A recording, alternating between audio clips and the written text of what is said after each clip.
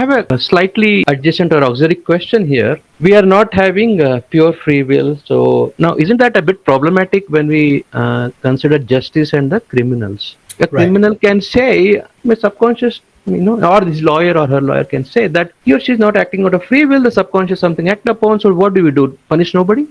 Yes, it's a very important question, Mahmood. What you have just called out is a very, very important question. If we are not acting out of free will, then simply release all the criminals, isn't it? Well, it seems like that. But then let's look at a few cases. I can give you one quick example of a real case, not to name any patient here. A 25 years old man murdered a young woman. That particular man was actually brought up in a very well-to-do family. His life went on pretty well until the age of 25. And at the age of 25, he simply murdered a woman. And when he was taken into custody, and he said he just did it just for the fun of it.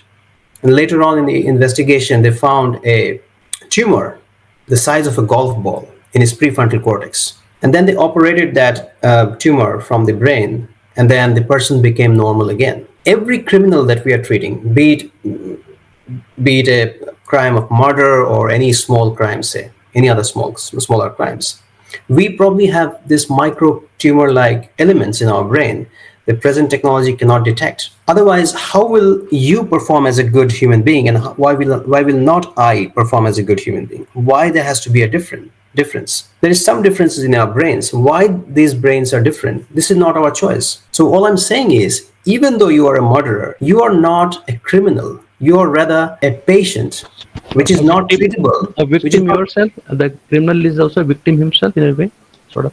Every one of us are victim. We are bound by this shelf. We are not choosing anything. Now, if you can say that, okay, then release all the criminals. We cannot release all the criminals because they will go out and probably murder some other people. We need to contain them in the cell. But then my perspective is, don't look at that person with hatredness. Okay. Look at them with sympathy. And why I'm saying this is because if you look at them with sympathy, what will happen is it will help us to get enough funding to do research, the brain science in the areas of brain science, and further our researches to come to a day when you take a pill, just like you take a pill for vitamin D and you get a cure for evil. That day is not very far.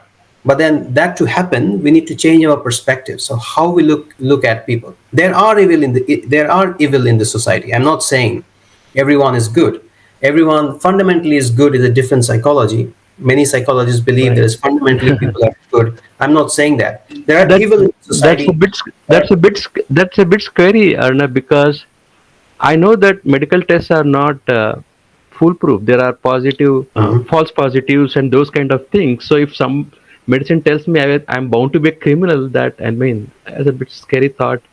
If a medicine predicts that I cannot be a criminal. The thing is, our medical science is really not advanced enough to detect anything and can tell anything about us. Okay. As Dr. Maria said, we are constantly changing because of our experiences and feelings, how we feel about things. We are constantly changing.